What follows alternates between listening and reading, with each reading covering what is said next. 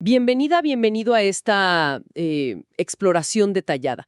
Hoy nos vamos a meter con un tema, bueno, súper interesante en inteligencia artificial, las llamadas leyes de escala. ¿Y qué son? Pues, en esencia son como observaciones sobre cómo mejora el rendimiento de los modelos de IA. Y mejora de una forma que parece predecible cuando aumentamos ciertas cosas. Exacto, ciertos ingredientes clave, como dices. Nuestras fuentes para este análisis vienen de, bueno, de los pioneros, ¿no? OpenAI, Google DeepMind. Ujú. Y la misión de hoy es, pues, desentrañar estas tendencias. ¿Por qué funcionan tan bien? ¿Son como una ley física de la IA o es algo de ahora? ¿Mm? Buena pregunta. O sea, ¿nos topamos con algo fundamental para crear inteligencia? ¿O es solo que, bueno, nuestra receta actual con redes neuronales funciona así? Vamos a ver cómo la escala de los datos, el tamaño del modelo en sí y la potencia de cálculo, pues, dictan lo que estos sistemas pueden lograr. Ok, vale. Vamos a desglosar esto. Todo empieza, me parece, con una observación que ahora parece obvia, pero tuvo unas consecuencias enormes.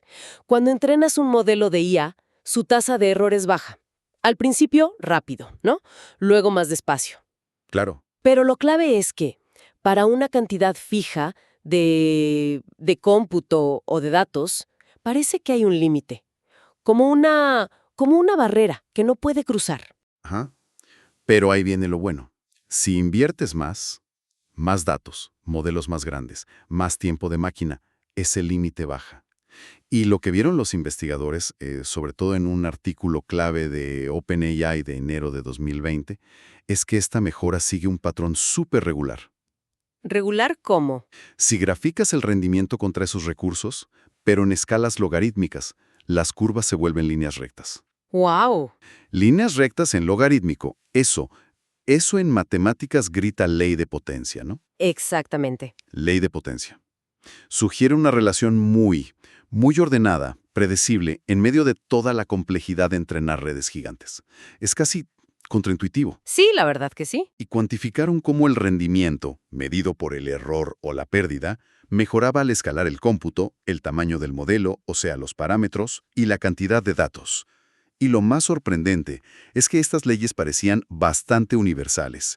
No dependían tanto de los detalles finos de la arquitectura del modelo. Siempre que se usaran buenas prácticas, claro. Eso es, buenas prácticas de diseño. ¡Qué fascinante! Y esto no fue solo curiosidad académica, ¿verdad? OpenAI se basó en esto para hacer una apuesta gigantesca. Se juntaron con Microsoft, ¿no?, para construir una supercomputadora de una escala nunca vista para IA en ese momento. Uf, sí, el salto fue brutal. Pensemos, pasaron de experimentos que usaban, digamos, unas 33 GPUs de las buenas de la época, Ajá. a un sistema con 10.000 de esas mismas GPUs. Una barbaridad. 10.000 es difícil hasta de imaginar. Fue una apuesta basada en extrapolar esas líneas rectas que veían. Y con esa capacidad de cómputo masiva, pues, entrenaron GPT-3, un modelo con 175.000 millones de parámetros. Eso sonaba a ciencia ficción pura en ese entonces. Sí, totalmente. Y el entrenamiento consumió, unos 3.640 petaflop días. Para que nos hagamos una idea, un petaflop día es lo que calcularía en 24 horas una máquina que hace 1.000 billones de operaciones por segundo. 1.000 billones por segundo. Es una cantidad de cómputo, wow. Difícil de visualizar, sí. Y claro, la pregunta era, ¿seguiría esa línea recta? ¿O la mejora empezaría a desvanecerse a esa escala tan masiva? ¿Se chocarían con un muro? Y aquí vino el resultado que validó la apuesta y cambió todo el campo. El rendimiento de GPT-3 cayó casi perfectamente sobre la línea recta que predecían sus leyes de escala. ¿En serio? ¿Tan preciso? Sí, sí. Y no solo eso, la curva de mejora no mostró signos de aplanarse de forma importante. La implicación era electrizante.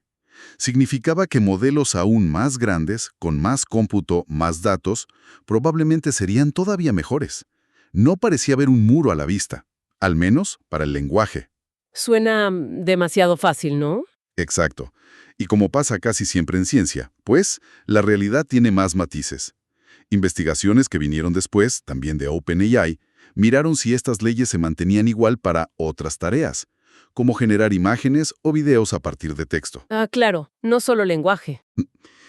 Y ahí encontraron algo distinto. En esos dominios, las curvas de mejora sí parecían aplanarse más claramente. Sugería que llegar a un rendimiento perfecto, a error cero, pues quizá no era posible, o sería mucho más difícil que en lenguaje. Ajá. Aquí se pone la cosa interesante de verdad. ¿Por qué esa diferencia? ¿Qué tiene el lenguaje de especial para que pareciera desafiar esos límites mientras otras tareas no? Bueno, gran parte de la respuesta tiene que ver con cómo medimos el error en los modelos de lenguaje y también con la naturaleza misma del lenguaje. Los modelos como GPT-3 se entrenan para predecir la siguiente palabra o el siguiente token en una secuencia de texto. Sí. Y su error se mide a menudo con una cosa que se llama pérdida de entropía cruzada. Uf, entropía cruzada. Suena súper técnico. ¿Puedes darnos la idea clave sin meternos en las matemáticas profundas? Claro. La idea clave es que mide qué tan sorprendido está el modelo por la palabra correcta que realmente sigue en el texto. Si el modelo estaba muy seguro de que venía una palabra X, pero en realidad vino la palabra Y, la penalización es alta. Entiendo. Y aquí entra el algoritmo que usa en su cálculo. Penaliza muchísimo si el modelo estaba muy seguro, pero equivocado. O sea, si le dio una probabilidad casi cero a la palabra que sí era la correcta, la pérdida se dispara. Lo empuja a no ser dogmático, a mantener abiertas varias opciones razonables. Vale. Penaliza la certeza equivocada. ¿Y cómo, Ya. cómo conecta eso con la ambigüedad que tiene el lenguaje? Exacto. Ahí está el kit de la cuestión. Piensa en una frase como, el primer nombre de Einstein es, pues la respuesta es casi única. Albert, un buen modelo debería darle una probabilidad altísima a esa palabra. Claro, pero ahora piensa en una red neuronal es una. ¿Qué sigue? Podría ser función matemática, herramienta poderosa, estructura compleja, aproximación útil. Hay muchísimas continuaciones válidas. Y verdaderas. Es verdad, el lenguaje humano está lleno de eso, de flexibilidad, de ambigüedad. Precisamente. Hay una incertidumbre fundamental, una entropía que no puedes reducir más allá de cierto punto, simplemente porque el lenguaje es así. Lo mejor que puede hacer un modelo no es adivinar la única palabra correcta, porque a menudo no existe esa única palabra, sino asignar probabilidades altas a un conjunto, digamos, plausible de continuaciones. O sea que, por eso la pérdida de entropía cruzada nunca puede llegar a cero en promedio para el lenguaje natural. Exacto. Investigadores de Google DeepMind estimaron ese suelo, ese límite irreducible, en aproximadamente 1.69 nats, que es la unidad de medida. Ni un modelo infinito con datos infinitos podría bajar de ahí, teóricamente. Vale, entiendo. Hay un límite teórico inferior, que lo marca el propio lenguaje, aunque sea muy bajo. Eso matiza la idea de escalar hasta la perfección. Pero, aún así, las leyes de escala seguían siendo súper útiles para predecir cuánto se acercarían a ese límite. Y el ejemplo más espectacular de esto fue GPT-4. Sin duda. Se dice por ahí que entrenar GPT-4 costó más de $100 millones. 100 millones. Una inversión astronómica. ¿Y cómo justificas algo así? Pues lo hicieron porque, antes de empezar ese entrenamiento masivo, usaron sus leyes de escala, las calibraron con experimentos mucho más pequeños, mucho más baratos, y con eso predijeron cuál sería el rendimiento final de GPT-4. Imagínate la audacia. Predecir el resultado de una inversión de 100 millones basándose en extrapolaciones matemáticas. ¿Y funcionó? ¿Acertaron la predicción? Asombrosamente bien, a pesar de que la escala era órdenes de magnitud mayor que GPT-3. Hablamos de quizá más de 200.000 petaflop días de cómputo, usando unas 25.000 GPUs NVIDIA A100 de última generación durante meses. ¡Wow! Pues el rendimiento final de GPT-4 encajó muy de cerca con lo que las leyes de escala habían predicho. Esto fue una demostración brutal de la validez de estas leyes a lo largo de un rango de cómputo increíble. Unas 13 órdenes de magnitud desde los primeros experimentos hasta GPT-4. Es realmente alucinante. Vale, establecido que las leyes funcionan y predicen. La pregunta del millón sigue siendo ¿por qué? ¿Qué mecanismo hay debajo que hace que la mejora siga estas reglas de potencia tan limpias? Y aquí es donde entra una teoría súper elegante y muy discutida. La hipótesis de la variedad o Manifold Hypothesis. Ujú. La idea es que los modelos se vuelven como mejores cartógrafos de los datos. Esa es una forma excelente de verlo, ¿sí? La idea central es que los datos del mundo real, imágenes, sonidos, texto, aunque los representamos en espacios de dimensiones altísimas, piensa en miles de píxeles o un vocabulario enorme, en realidad no llenan ese espacio de forma aleatoria. Tienden a concentrarse en estructuras geométricas de dimensión intrínseca mucho más baja, como superficies curvas o formas complejas dentro de ese espacio gigante. Como islas de datos con sentido en un mar de ruido. Exacto. Son como islas o continentes de datos significativos flotando en un océano de ruido o combinaciones sin sentido. El ejemplo clásico son los dígitos escritos a mano, ¿verdad? El dataset MNIST. Justo. Son imágenes pequeñas, 28 por 28 píxeles en grises. Cada una es un punto en un espacio de 784 dimensiones. Pero si eliges un punto al azar en ese espacio de 784D, casi seguro te sale ruido estático. Los puntos que sí corresponden a dígitos reales, 0, 1, 2, forman una estructura mucho más restringida, de menor dimensión, dentro de ese espacio. Una variedad. Una variedad o manifold. Y la hipótesis dice que lo que hacen las redes neuronales profundas al entrenar es aprender a descubrir y mapear esas variedades escondidas. Aprenden una representación interna donde los datos que son parecidos semánticamente, por ejemplo, todos los 7 escritos de formas distintas, terminan juntos, agrupados en la misma zona de esa variedad aprendida. O sea que la geometría de esa representación interna captura la estructura importante de los datos. Eso es, captura la estructura esencial. Vale, la idea de mapear la estructura oculta de los datos es intuitiva, pero ¿cómo conecta eso directamente con las leyes de escala? ¿Cómo explica que más datos o modelos más grandes reduzcan el error según una ley de potencia? Aquí viene la conexión clave. La teoría sugiere 2 cosas. 1, más datos de entrenamiento permiten al modelo como muestrear la variedad con más densidad. Es como tener más puntos de referencia para entender mejor su forma, global y local. Le da una visión más completa del territorio. Entiendo. Más puntos en el mapa. Modelo más capacidad, más flexibilidad, para modelar la forma intrincada de esa variedad. Es como darle al cartógrafo herramientas de dibujo más finas.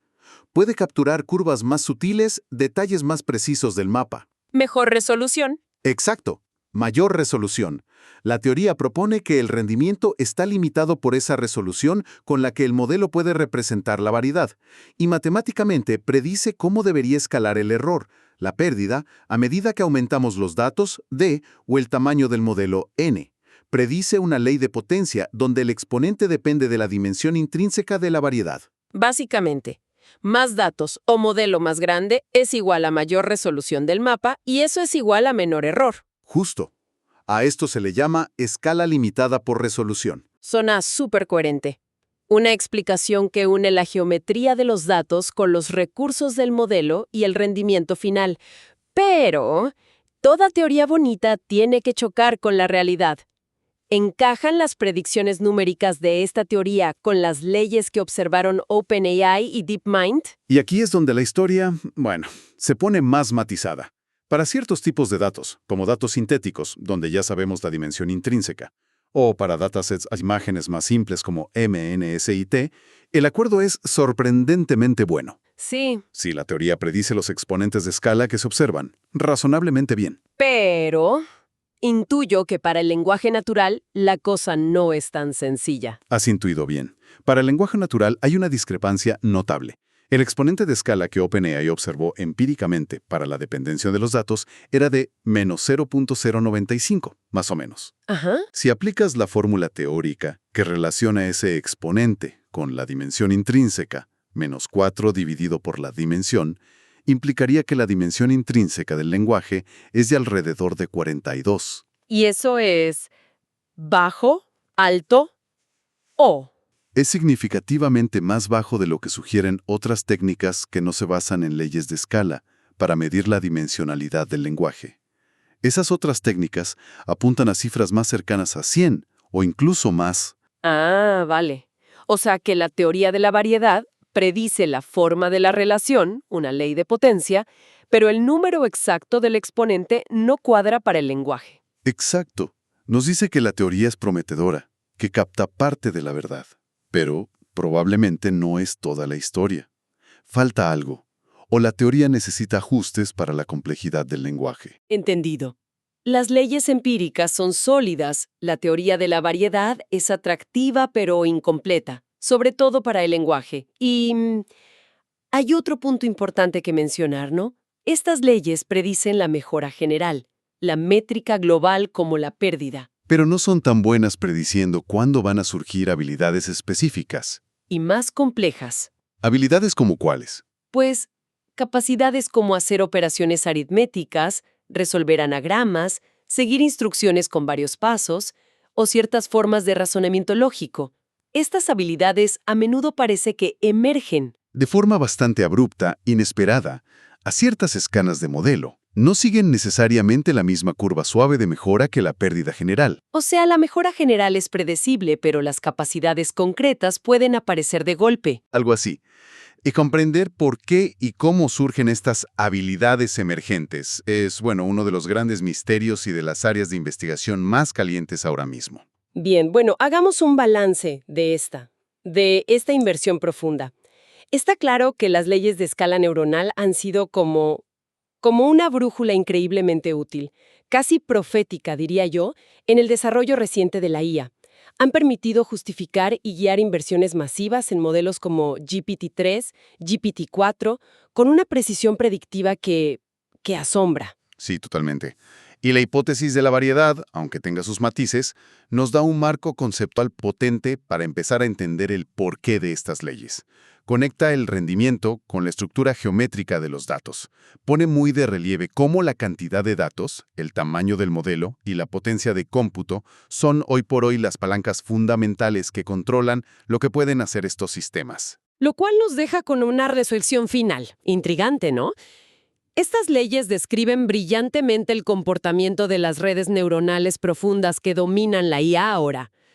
Pero son un reflejo de límites fundamentales de la inteligencia, ya sea biológica o artificial, o son simplemente una característica de nuestros métodos actuales basados en redes neuronales y optimización a lo bestia. Es la gran pregunta abierta. ¿Qué pasaría si descubrimos enfoques, arquitecturas radicalmente diferentes para construir inteligencia? O si estas tendencias de escala, que han sido tan consistentes hasta ahora, finalmente se rompen. O cambian de forma inesperada a escalas todavía mayores de las que hemos podido explorar. La búsqueda de principios unificadores, de entender qué es realmente la inteligencia artificial, está lejos de haber terminado. Definitivamente. Aún queda mucho camino por recorrer.